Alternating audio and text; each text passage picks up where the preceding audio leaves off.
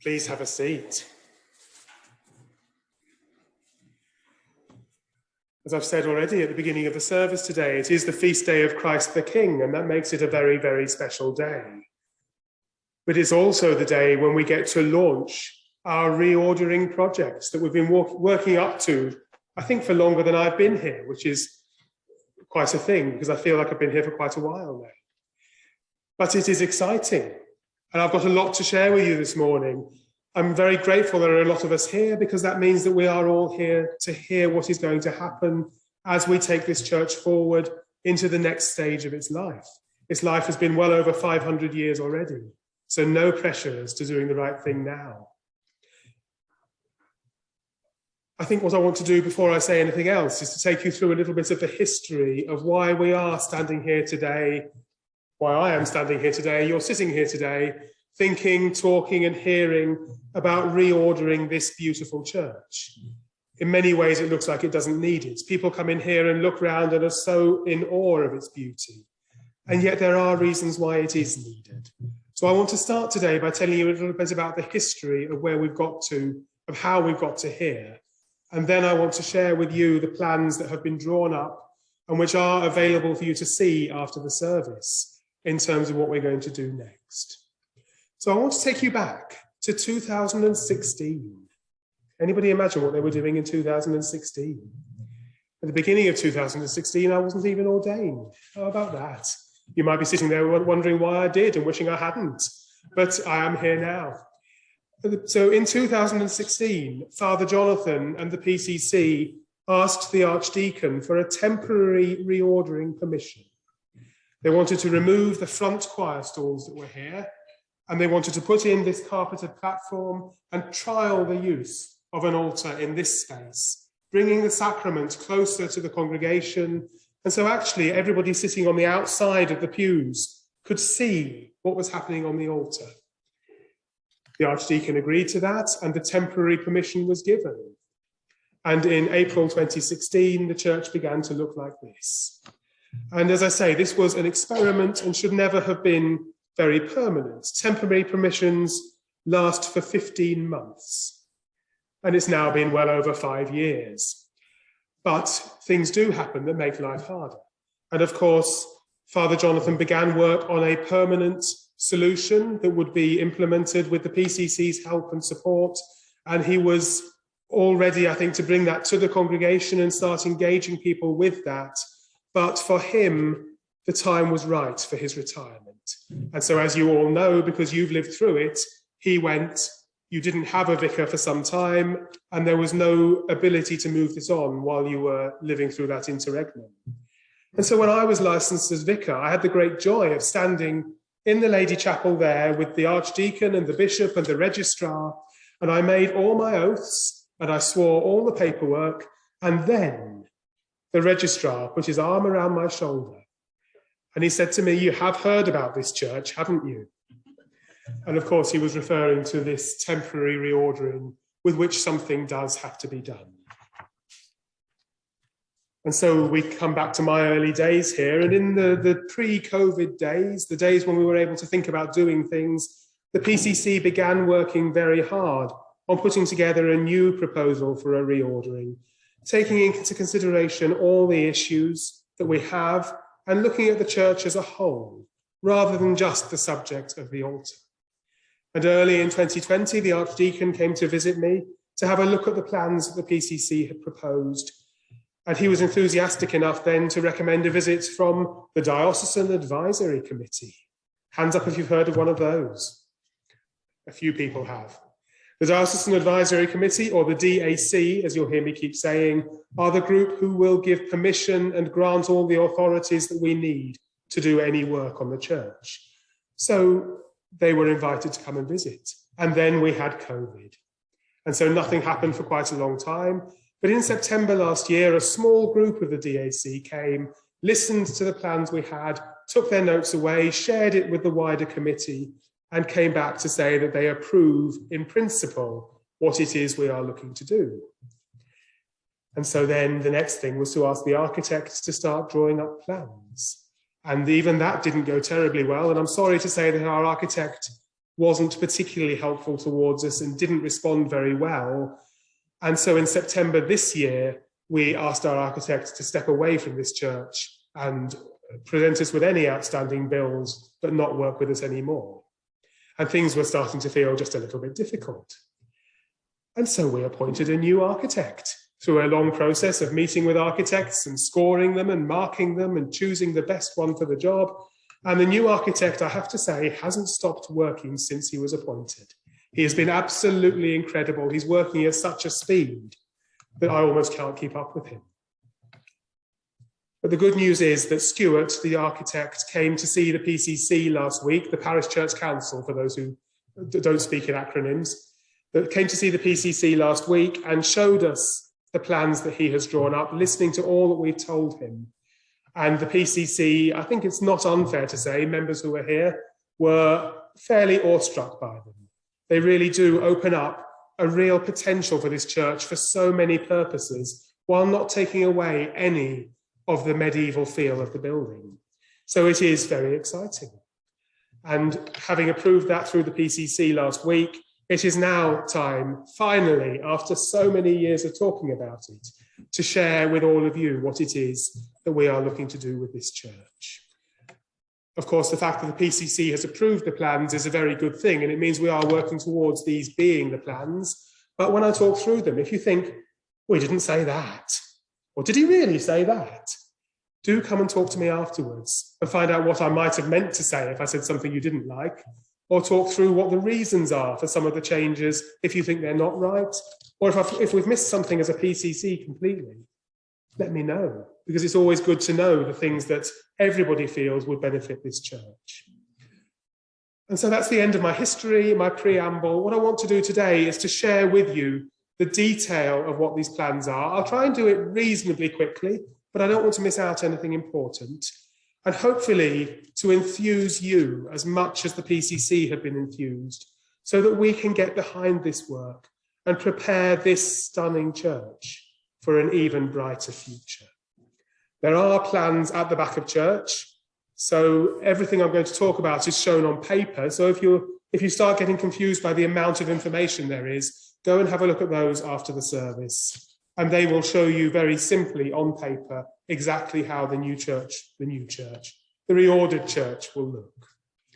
And will hopefully just give you a feel for what the PCC have been working on so hard for the last 2 years. So what I am going to do, for the benefit of those who are joining us on Zoom, I'm going to take this microphone, put it there. That means I can walk around. And for the benefit of those in church, I'm going to take this microphone. And now I really can walk around and everybody can still hear me. So I'm going to start by coming into this space. Can you still hear me? It sounds different through this one. It says it's on. I'll keep talking. So I'm starting this point of the church. And obviously, as I've said already, the need for this work begins because this temporary reordering in this space is very much overdue to be either made permanent or returned to its previous state. And what the PCC has observed since this work was done is that although the position of the altar here works very, very well, the position of all these different levels of flooring really doesn't. It makes it difficult for people to get from one side to the other. It makes it difficult to get to the lectern. Everywhere we go, there seems to be another step of a different height, up or down. Although those who have been married here will be very grateful there is a step because it's less distance to kneel. I'm sure you remember that well. Making promise, it won't change before your wedding, don't worry. So to try and put this right, what the PCC has proposed is that we remove all these different levels of flooring from this space. So this red plinth will go, the red plinth that the lectern stands on will go. It will all be reduced back to floor level, stone floor, the original floor that would have been seen in this church 500 years ago. So it's restoring something of the original church, as well as making access to parts of the church much easier for us today. I've got to remember what I was going to say. I should just put the paperwork away and keep talking. I can do it far more naturally that way. I'm going to. How about that? So we then have a much more open space here. And what we're then going to do is think about the choir. because you can see we have a wonderful choir, different people every week. We have wonderful numbers, but they're never all here at the same time. But we're so grateful to you for all that you do in keeping us going here. And yet, they sit in these very comfortable chairs. They're the most comfortable chairs in the church, and you don't get to sit in them. So if you'd like to join the choir, just let me know. But they do sit across the back of the church, somewhat obscuring the view up through the church to the ancient altar and the reredos and the window. So although taking the choir stalls away has enabled us to sort of experiment with the altar here, we're going to put the choir stalls back in so that the choir can sit in their stalls on either side of the chancel and be able to bring a line of vision back through the church. However, the whole point of removing the choir stalls was to experiment with the altar. And obviously, if we put the choir stalls back in, we are taking away from this opportunity to have an altar here. So what we're going to do is move the existing choir stalls and the replacement choir stalls that we still have stored up in the gallery much further east. We're going to bring them right the way up to the pillars here. And that will bring the choir into a space tied in with the ancient stone altar, and giving us a worship space which we can use for small services during the week, sitting in the stalls and celebrating the Mass at that altar, which has been a part of this church for longer than this church has actually stood here. And so we begin then to open up the space that we have here. And we have a much less busy, less cluttered space here for an altar to sit in and for the sacrament to be the thing that is important on the altar rather than the furnishings around it. Having said that, the altar is also important, and we are commissioning a new altar. It will be a square altar made of oak, and it will, in style, match these beautiful candlesticks that Harold has put so much work and effort into over the years, so that the altar will have the same shaped bottom to it, stand on the same shaped feet, and will fit in with all the furniture you can see all around this church, which has been so important to all of us in this church as Harold has kept the collection growing and growing over the years. So we have then a space here which is united, where everything looks like it matches and fits in the same way, and a line of sight which then takes us all the way to the stone altar and the history of this place. And finally, as we look at the east end and the stone altar, you will notice that the reredos, the picture of the Last Supper behind the altar, is looking decidedly dirty. Jesus and his disciples had walked a long way to get to the Last Supper. I've no doubt they were a little bit dirty. But we are going to have that cleaned professionally so that it brightens it up and once again tells the story of the Last Supper in a vibrant way as we look down this church. I think that's stage one talked about. That is the east end of the church and what we're doing that's different. What you might have noticed as I talk to you is I've caused a problem. I do this. You know that by now. I've caused a problem. And the problem is that if we move the choir stalls further east, we're obscuring the entrances to both side chapels. You can no longer get into them unless you will go through the barriers in the screen. But the screen's medieval, so I wouldn't recommend it. So that brings us to the next part of what we're going to do. So I'm going to come over here and talk for a moment. This part of the medieval screen here is the only way we're going to have of being able to get into this Lady Chapel. And so we're taking this screen out, and we've been told very firmly, this is original. This dates back as far as the church, and we are not to get rid of it. Not that I think any of us would want to anyway. So hold that thought in your mind. We're going to reuse it, and I'll tell you where we're going to reuse it in a few minutes' time. But this will come out, and this will be the entranceway to this chapel. Then inside this chapel, we're going to take away the blue carpet. We're going to take away the boxes around the altar that we walk across with the step. We're going to restore this again to original stone floor. We're then going to, one of the few things we're actually going to dispose of is the Victorian altar inside this chapel, because it is simply too wide. You can't use the chapel very well. You can't get behind the altar without breathing in. I should say you, I mean me particularly, because I'm wider than some people. But it's not a good size altar for this space. So we're going to replace it with the existing altar from here, which we're replacing with the new one. So this smaller altar will come into this chapel and create a level chapel where we can meet for morning prayer, we can meet for small celebrations of the Mass, we can use it for purposes that we need it for. And in terms of seating in here, I don't want to alarm you when I say this, we are going to do something with some of the pews of the church. Don't worry, I'm not at any point going to tell you we're going to take all the pews out. But we are going to use 2 pews from the back of the church, shorten them, and put them along the 2 sides of this chapel so that we can sit 8 to 10 people comfortably in a collegiate style, sitting facing each other across the middle of the chapel. And that's this side talked about. That's the easy side.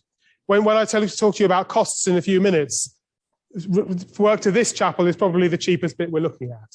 So that's encouraging. But I'm going to come to the most expensive bit now. We've got the same problem on this side. I said the most expensive bit, looking at Judith. That's awful, isn't it? On this side, we have exactly the same problem. We need to find a new way into this chapel. This chapel, which is currently, as you can see, housing an organ. It houses choir robes. It houses all sorts of flower stands and other things which could live somewhere else without inconveniencing anybody. And so what we're going to do here is take Harold's beautiful radiogram away. That's one of the things I do feel quite sorry about. And then create an entrance to this chapel. But to do that, we need, breathe deeply, we need to move the organ. This is the single most expensive thing we're doing. We're going to move the organ from here up into the gallery at the back of church. Only going to cost us about £83,000. Don't worry, it's fine. So we're going to move the organ, and as we move the organ, we're also going to enhance it slightly, give it a few more stops, a few more pipes, and make it an organ which speaks better into the church. As you can see at the moment, it sits behind this enormous pillar. So a lot of the sound hits the pillar and travels back to the east end of the church rather than out into the church anyway. So that will make a huge difference to the sound of the organ. What I should say is when it goes up there, the pipework will be lining the side walls of that gallery space. So it will not obscure the window in any way at all. Half of the pipes will be along the north side, half will be along the south side, and will then speak together down into the church so that the organ sounds a lot brighter and a lot more substantial than it does now.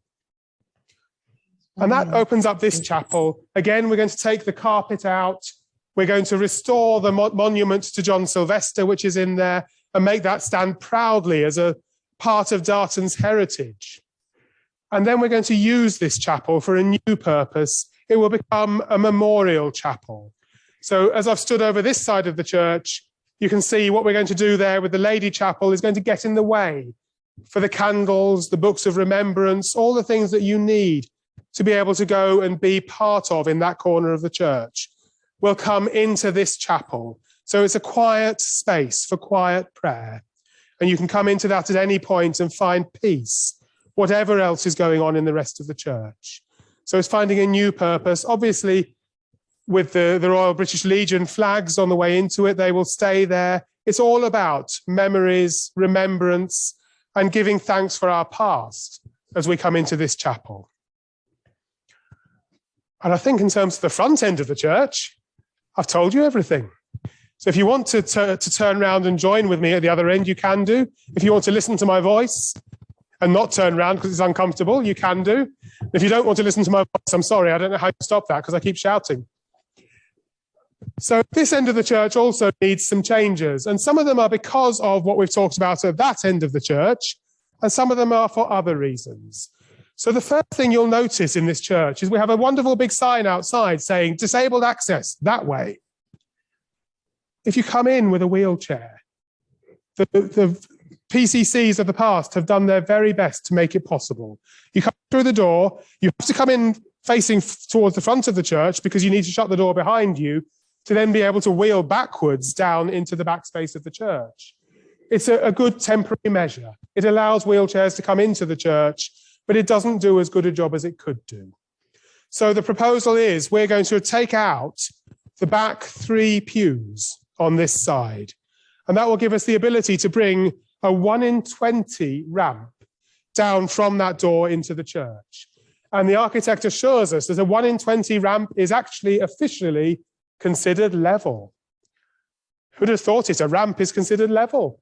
But I'm not an architect, I don't understand these things. But it will bring an almost level ramp all the way into the church so that people can come in very easily with wheelchairs. People who find large steps difficult can walk in very easily. And that enables the church to be more open and there for everybody who wants to come in. But we're going a little bit further than that. We're also conscious that the ramp here into the kitchen is far more than 1 in 20 and has nothing to hold on to whatsoever. And although we have a disabled access toilet, getting to it is difficult if you are struggling with slopes. And so the plan is to bring this ramp in from this door, but raise the entire floor level of this side of the church up to the kitchen. So into this pillar here and round from the pillar, a raised level to the kitchen. So anybody needing to get into the disabled toilets can do so without any struggle whatsoever. But we're going further. We have got the issue that if we're clearing this side chapel, the choir needs somewhere to keep all their robes. We need somewhere to keep the altar and lectern hangings. We need somewhere to store the things that can't just be stored down in the basement and that we need regularly. And so we're building a new room into this corner of the church. We're using the medieval screen I talked about before to make the wall from this pillar to the wall, and then new screening down to the back wall, and then glazing the whole space. So not only is it a separate space, a helpful meeting room, a place for the choir to store their robes and get ready on Sundays, it's also a safe space for parents to take children who they're worried about making noise, although we tell them not to. We all know what it's like. If you're the parent and someone's saying, don't worry, you do. So it's providing that quiet space where people can be part of all that we are and do, but not have to worry about the noise that's being made. So providing an extra welcome space for people to enjoy in that corner. And that floor will then be at the same level as the floor coming from the door and all the way around it into the kitchen. So we then have ability for anybody who's struggling to walk well or in a wheelchair to get to any part of our church, because we have a flat or very nearly flat floor in every part of it. And while I'm talking about the floor, we need to come to this side as well. The DAC, when they heard about taking 3 pews out, asked the question, won't it look a little bit strange with the pews starting here on this side of the church and at the back on this side? And we thought about it and didn't say any more about it until the architect said the same thing. But actually, if we take away 3 pews on this side as well, it means the back of the pews will be here, which, as you can see from those of us who are here this morning, is plenty of seating for most things we do in this church, but opens up an enormous space, which will make serving coffee after the service much easier, make coffee mornings on Saturdays much easier. It'll be a community space where anyone can come. Tables can be, displays can be, the local history group, when they come and do their displays, do from time to time. We'll have all this space to use. And so we're opening up the whole back end of the church. If you imagine walking through that door and seeing the openness and the brightness, it will allow us to welcome people in without being faced with a long corridor to walk down between the back wall and the back pew. That does leave us the problem that we have floor grates, which at the moment go very nicely along the back pew and don't really matter too much. They'll be right in the middle of a floor. And so we are going to take all of those up. They're part of the old heating system that we don't use anymore anyway. So we're going to take those up and fill them in with stone and again level the floor at this back end of the church. I promise you, I'm very nearly there. Final thing to talk about, almost final thing to talk about, is what we're doing inside the kitchen. So as you know, at the moment, we have a kitchen and we have a disabled access toilet. It's difficult to get into the kitchen, and the toilet comes off the kitchen. You walk into the kitchen, open the door into the toilet, which means the kitchen is illegal to be used for preparing any food. And so the plan is now to build a kitchen within that space to have, believe it or not, more worktop space than we have at the moment. because it will be worktop space all around it, but less space to move around in it. So we'll have to get used to being friendly and working together in a smaller space, but with more food preparation space. And then putting a second toilet in as well. So when we have concerts and community events, we don't have intervals when we've got the entire cast and audience wanting to use one toilet. So we'll double our number of toilets with a new kitchen with more space in it and doors between them so that we can use the kitchen for more purposes as well. Need to keep swallowing and breathing. I think there's only one more thing to say, and Molly, you can correct me if I'm wrong. While I'm standing here, it's important just also to draw attention to this beautiful tapestry, which is in the corner. In the corner and stuck behind a door when the door's open. We don't really see it and we don't really notice it. So that is going to go into the entrance porch in a light protected and heat protected glass case so that it can be well lit. And as people come into the porch, the first thing they see is the colour and the joy of this tapestry made by Darton people and housed in this church. And that will be part of the welcome that then inspires people to come and see what else we have as we come into the building. And as I walk up the aisle, I realise I have forgotten one thing, which is this Taizé cross, which we've all become so fond of, which has sat here for the last couple of years or so. This is going to be mounted on the wall above the arch. So it becomes then part of that view that I was talking about earlier, as you look down the church to the altar, to the cleaned reredos, to the window, and then Jesus is there on his cross, watching over and reminding us of his sacrifice whenever we come into this building. And I do now think I have said everything in terms of what we're doing that I was going to say. And so I'll come back here because I haven't quite finished saying everything, just everything about what we're doing. I realise that I have said a huge amount. It's difficult to take in. I do know that. I hope I've made it sound as though it's all exciting, but do go and have a look at the plans and see it drawn. See how it actually looks. See the space. And it will make an enormous difference. But before I finish, I do just want to thank our PCC. They have worked so hard already on this project. They've got incredible enthusiasm. Talk to them as you're looking at the plans. See how enthusiastic they are. And ask, please, any questions that you do have. Let us know what it is that you think. But today I share these plans because I want you to know, but also because the responsibility for taking this project forward now that I've told you about it, moves from being the responsibility of myself and the PCC and becomes the responsibility of all of us. Impressive as these plans might sound, they are also very, very expensive. The total cost of all this work is estimated. Here you go, are you ready? Are you on your knees? Total cost is estimated to be just over £266,000, which is a vast amount of money. Now, I have worked out that if we divide this by the average number of people who have been coming to Mass for the last 2 months, it's £7,800 each. So if you'd just like to leave that in a plate as you leave today, that would be wonderful, and we've raised it all. And work done. Of course, I say that with a smile on my face and knowing that that's not the reality. Seriously, though, we do have an enormous task lying ahead of us. And I would like to urge you this morning to have a look at these plans, to get behind it, to get as excited as the PCC are about it, and consider how we might do this. I firmly believe that the key to this will be for us to work together, to share in small amounts of regular effort, encouraging our community outside these walls to come together and support us as we travel through the next few months.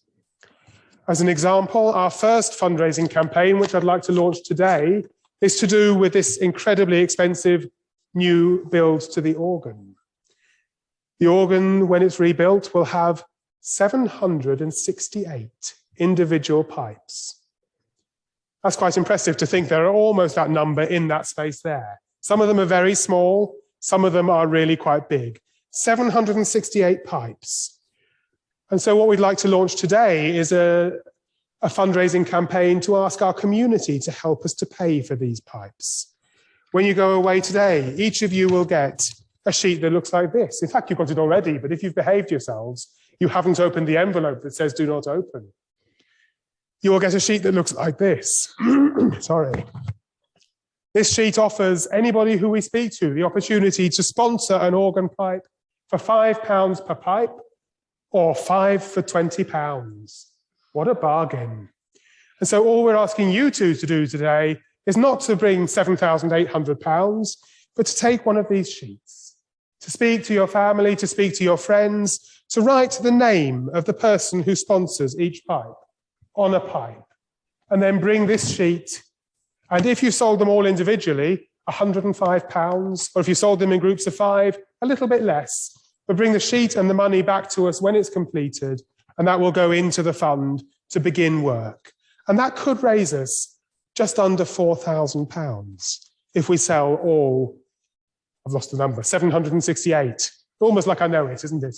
If we can sell all those pipes. I also keep saying sell. We're not selling them. Nobody's taking them away. We're sponsoring them.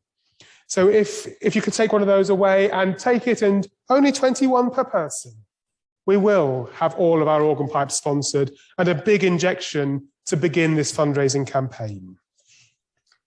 There will be lots of other fundraising events as well and opportunities to get involved. And I do hope and pray that with a little bit of effort, we can encourage and inspire others to work with us and to really make a difference. I know there will be grants we can apply for. There will be big grants we can apply for. There will be smaller grants we can apply for. Very few of them will allow us to apply until we've got all the building permissions. And so we're sitting researching those at the moment and knowing who it is we'll apply to, but we can't do that just yet. But we will, of course, keep you up to date as we know. And so that brings us to almost the last thing I want to say, which is about these lovely packs that you've been given, which very scary, because I know I come from Stane Cross on a Sunday morning. I can't be here watching you and making sure you don't open them. So I printed it in big bold letters instead. In your packs, you've got 5 things that I'd just like to tell you something about very quickly. The first of those is an A5 leaflet that looks like this.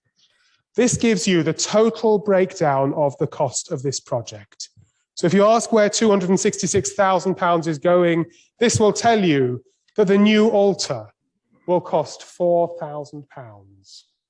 This will tell you that cleaning the beautiful Last Supper reredos will cost £4,000.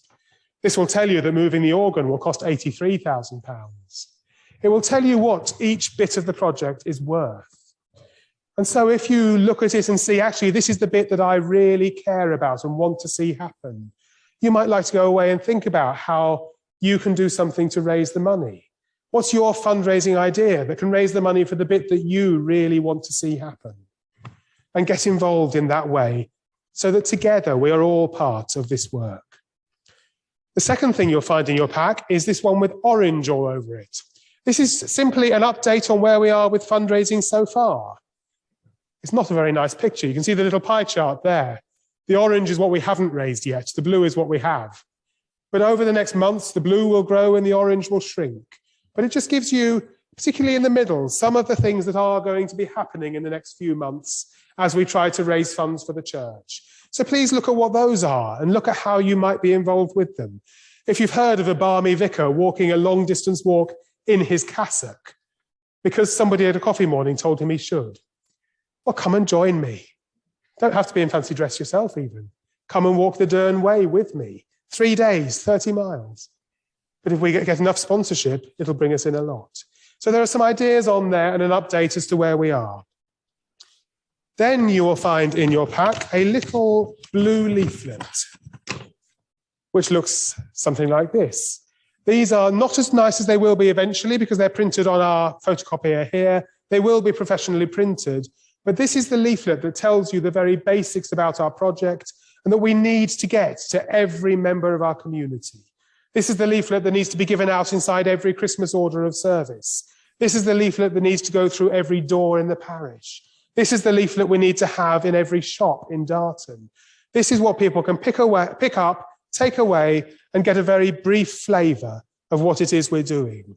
So if you have any ability to distribute these and get them seen by people, please come and talk to me. And again, together, we will make them go further. We're very nearly there. There's also a little beige-coloured A6 flyer. This is about a website called easyfundraising.org. Easy Fundraising is a wonderful website which enables you to do all your online shopping through them. So if you shop at Amazon, that's fine. Go to Easy Fundraising first and click on the button that says go to Amazon, and then some of every penny you spend in Amazon will be donated to this church with no extra effort from you and no extra cost to you. And they have over 6,000 online retailers who they work with. So whether you're shopping at Thompson & Morgan for your gardening needs, or at Amazon for most of your needs, or for so many other companies, you can raise money from the church by doing it through Easy Fundraising. And finally, and no surprise, there is in your pack the organ pipe sponsorship form. So please take that away and bring it back when you've got 21 names and all the money raised. And if you want another one after that, there are plenty more. So have another go. I've no idea what the time is or how long I've spoken for, but I really did want you to know how important it is that we do this right and know what it is we're doing, because we've been talking about it for so long. And so thank you for sitting patiently and listening to everything I've said today. I do genuinely believe that these plans will maintain and at the same time enhance the medieval nature of this stunning church. But at the same time, I do believe they will make a significant difference to our community and a real community resource within the centre of this village. So all I want to ask you now is to consider as you go away today what your part is to play in this. Is there a single item on the costs list that you feel you would like to help achieve? And how can you help achieve that? What can you organise that will make it happen? Without expecting £7,800 from every member of our regular congregation, if we can all find that little bit extra, these little bits do add up to much bigger bits, and we'll always be able to look at our completed project with such pride because it's what we've done. Is there a fundraising event you would like to organise? Please let me know. Every idea is a good idea. How can you engage with our community? How can you encourage donations from other people? And what have I and the PCC not thought about that will make a difference? So please talk to me, talk to the PCC. Help us to keep driving this forward. And with those small, regular efforts that I talked about earlier, we will work towards seeing this project through and enhancing this incredible space. And so, as I finish all that I was going to say and all that I wasn't going to say but have said anyway, let us pray together. Gracious Father, we give you thanks that you have appointed to us this time and this opportunity to grow your kingdom in this place. Support and enable us, guide and inspire us, lead us and give us your grace as we embark on this new journey, and bring us to a joyful completion and a future of faithful praise and worship in this holy place. Amen.